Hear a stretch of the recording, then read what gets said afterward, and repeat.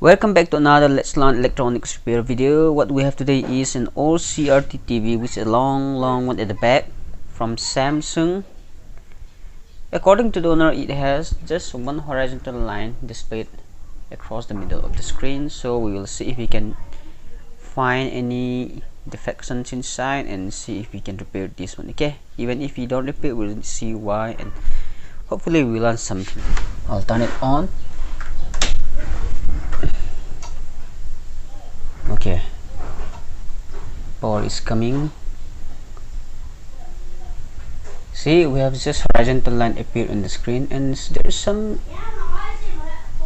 Okay, this is basically what the fault is, so we will diagnose what the problem is, see if we can repair it. Okay, so stay tuned. Let's learn something together again.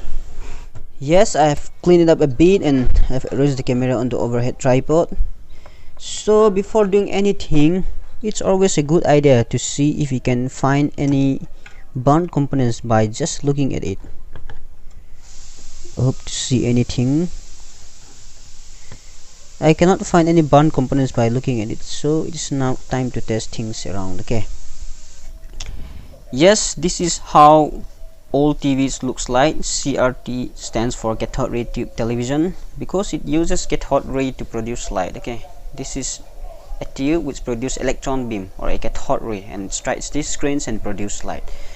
So if you look carefully here, in the inner lining of the screen we have a chemical called phosphor. Okay, phosphor is a chemical which can produce light when struck by an electron beam.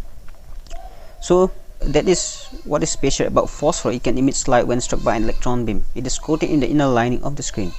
So what happens is, as the tube produces cathode ray, and the cathode ray will travel towards the screens and strike the phosphor, and thereby it will emit light on the screen, and we can see it as visible light. Now looking at it more carefully, if we let alone the electron beams without any external influence, okay, the electron beam will only travel in a straight line and it will only struck a single point at all times, and we will only see a point of light. But we don't want that. What we want is, we want all the area of the screen visible, or we want all the area of the screen struck by or struck by the single beam of electrons coming from the cathode ray tube, right? So in order to do that, we have to let the electron beam, the single electron beam, scan all the area of the screen as fast as possible. Alright, normally what happens is the electron beam will start scanning from the top left corner. It's going to move a bit horizontally and it's going to scan, and once it's reached here, it's going to move vertically down, it's going to move horizontally. Once it's reached here, it's going to move a little bit down vertically, it's going to go horizontally again. So what we have is, the electron beam is scanning from top left corner to the bottom, going both directions horizontally and vertically.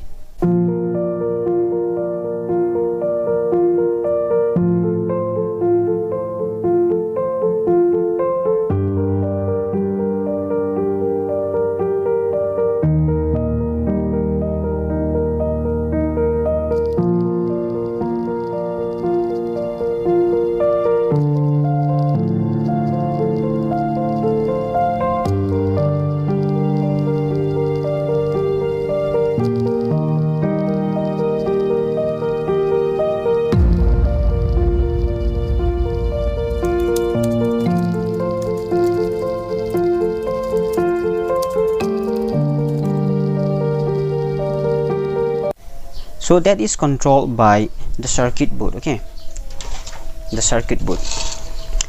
But what we know as we power up the TV is that we have only horizontal line displayed on the middle of the screen. Okay, this tells us that the electron beam is indeed scanning horizontally. Okay, it moves only horizontally, okay, but it does not move vertically up or down.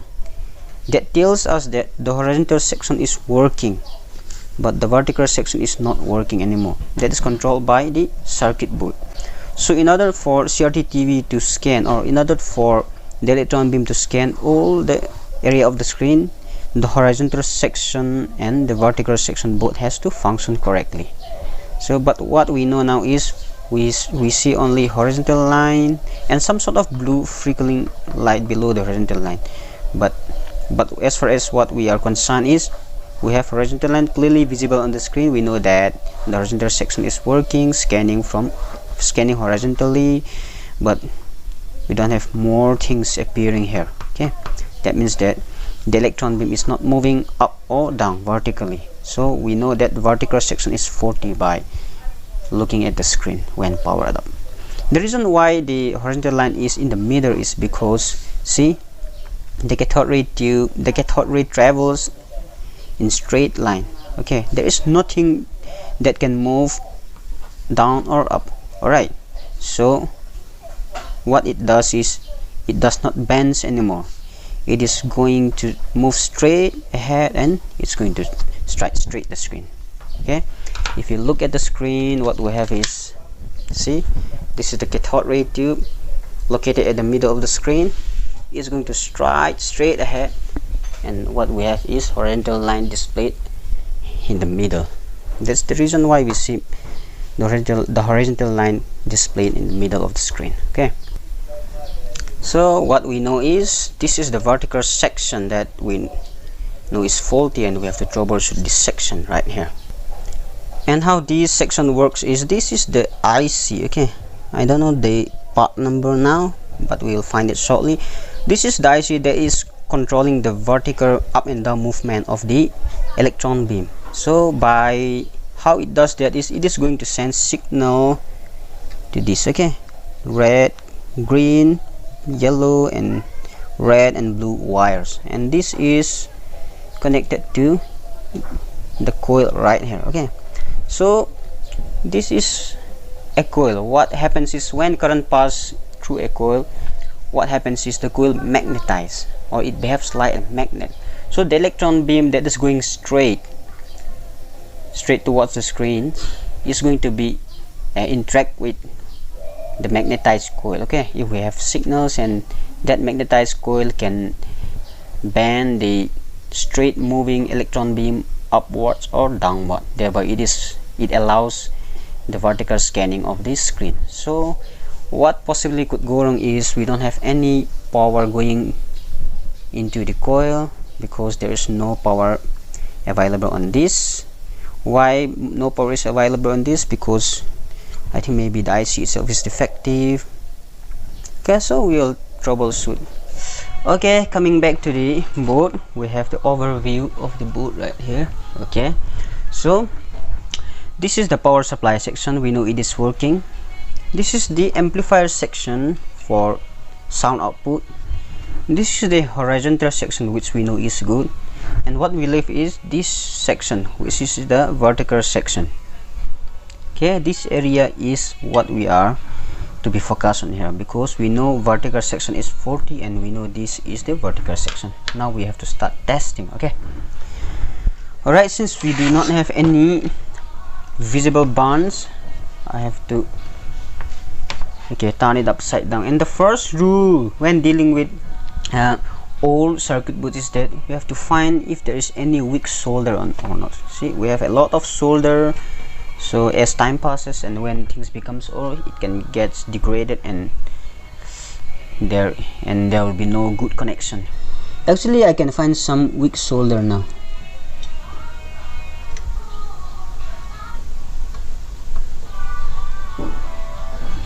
Okay, I have rebored them, all the weak solder. Let's see by chance if these things work. Okay, sometimes weak solder is the culprit. Okay, let's turn out once and see if we have. Well, we have the same problem, so I think we need to test things around. Okay, it's not as weak solder that is causing the problem. Okay, what we know is reworking on the bad solder or bad connection does not solve the problem. So what we will do now is we will test some volts. Okay, so before we do that, we will try to understand where to test. Yes, this is the layout of the vertical IC LS78045 having 1, 2, 3, 4, 5, 6, 7 legs. I cannot find clear PDF file from the internet. Okay, so I wrote it on the paper. So what we have is, we have pin number 2 is what we have, the VCC. VCC is nothing but common collector voltage. This is nothing but input. Okay, it does not touch that terminal. This is input. This is going to draw power from the power line, about 20 to 30 volts DC. I don't know exactly how much. We will find it now, so we will see if that one is met or not. Okay, and also this VCC is going to connect with pin number 6. Okay, so if we measure 20 volts here, we should also measure 20 volts on pin number 6. Sometimes it is directly connected, sometimes it is connected through a diode or something. So we'll see if we have any voltage coming here or not. Okay, I have arranged the camera so that we can see which is which. We are about to test some volts here. Okay, this is the vertical IC. This is the first pin, the second pin, the third pin, the fourth, and the fifth and 7. What I forgot to mention before is that this pin, the fourth pin, is the ground pin. Okay, where we should probe the negative lead of the meter so that we can measure the VCC voltage, the output voltage, and all. Okay, so this is the VCC input voltage, the second pin, and this is the sixth pin where we should measure the same voltage. Okay, probably around 20 to 30 volts. I don't know exactly how much, but we'll find it now. So let me turn on the TV and see. Yes, TV is on now. Now we should measure the VCC voltage. How much voltage do we have? Be careful not to short things. Okay, this is the VCC pin. Yes, we have 29 volts. That is good. And what about the 6th pin?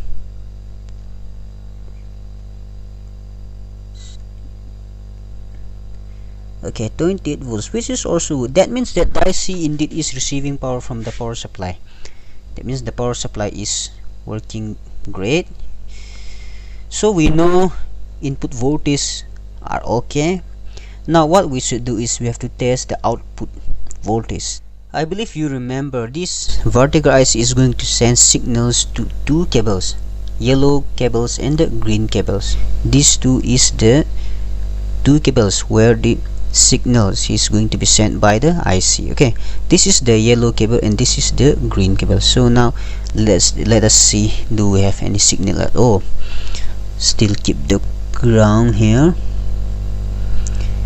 Let's test the yellow one and the green one. Yes, we have 14 volts. That is good signal. What about the other one? Yes, we have. So the IC is sending good amount of signals to the horizon, to the vertical section. Really, why is it not working? This is strange. Let me probe again. See, we have a working voltage. These voltages are normal. The TV is supposed to work by now, because we have good signal here. We also have good signal on both the cables. I think we have to follow the line. Let's first follow this, the yellow wire. Okay, this goes to here and it goes to here. From here, where did it go?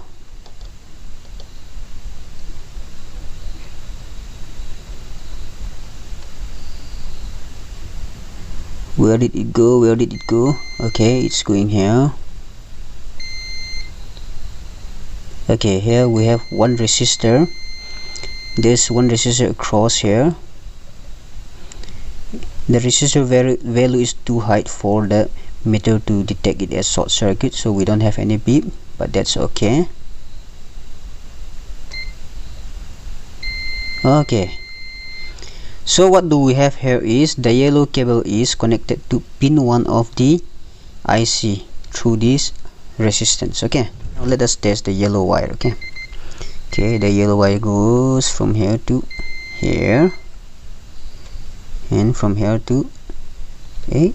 What's happening here? These two are the same components, but here I have a beeping sound, but here I have nothing. And basically this should go and connect somewhere. Okay, pin number 4, pin number 5. So basically the yellow wire is connected with pin number 5 and the green wire is connected with pin number 1. But something strange I notice here is, see, we have this component, these two are symbolically the same, see, but here I hear a beeping sound, indicates that there is connection between these two. But here I cannot hear any sound, any beeping that indicates that there is no connection between these two terminals, no matter which direction I probe. So let us try to check what is that. I believe it's a resistor. Okay, I have the camera arranged. This is the green wire and this is the yellow wire, and this green wire is connected to one of these resistor. Okay, this one, the black cylinder looking things, and it comes out of this terminal and it goes to the vertical IC, and this is the green, yes, green or yellow, okay, yellow. This is the yellow cable connected to the other one. See, we don't have any connection. Okay, we have a connection to that side, but we don't have connection the other way around. So I think probably this one, oh, hey, oh, there we have, that is a resistor, about 0.8, how much is it, let me see, about 1 ohms. Okay, this is about 1 ohms, a very low ohms resistor. Okay, I have the component out of the board. Actually this one is still good, see, it is still working. The only problem is the legs broke out of nowhere there, and this is the exact replacement for that component. I took it out from another old TV boards. Okay, let's put it back on. Yes, new component installed. It's now ready to be turned on. Okay, turning it on.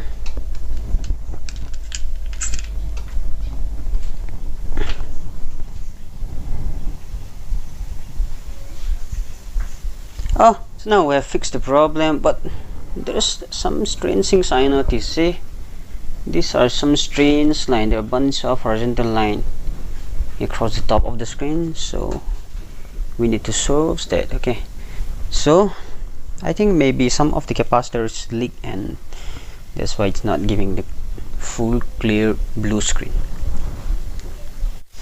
Yes, the horizontal line on top of the screen is related with vertical force, so we have to, let's change that capacitor. Okay, that is the capacitor that is filtering out the vertical signals, output signals. Basically that might have been leak, or it might have lost its capacitance. That's why we see that. That's what I expect. Okay, it's not 100% sure now, so let's see and try to replace if we have the problem fixed. Okay, this is the capacitor that we will replace now, and see what's the value of this. This is 50 volts and 100 microfarad. Okay, I have the capacitor tested. If you see the ESR value, which is 0.14 ohms, this is a good ESR value, but the capacitance says 94.30 microfarad, but actually it has to read about 100 microfarad, but it's a little bit lower for this capacitor. Let us try to compare. Okay, I cannot confirm yet that this capacitor is 40 or not, but it's a bit off in the meter reading. Let me hook it up another capacitor.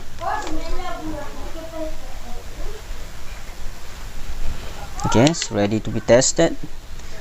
Waiting.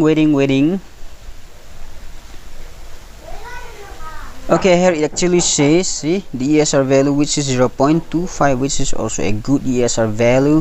Here it says 100.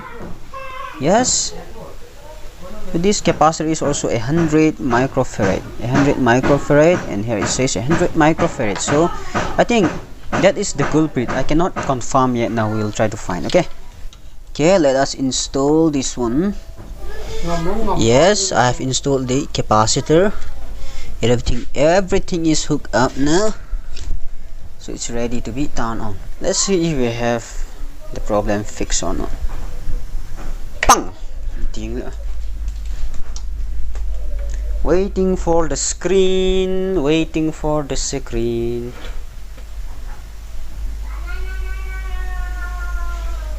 See, that one does not solve the problem. We have to troubleshoot more. Okay, coming back again, we know that replacing the filter capacitor right here does not solve the problem. So what I expect is the IC itself might have been defect, so it does not give a clear screen or a clear blue screen. Okay, so we will take this out and replace with a new one. Okay, I'm about to unplug the IC. Screw it open.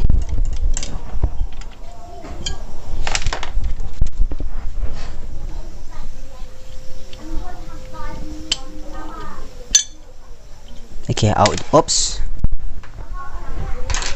and I will install another one. It's not a new part though. I took it out from another circuit board knowing that it works.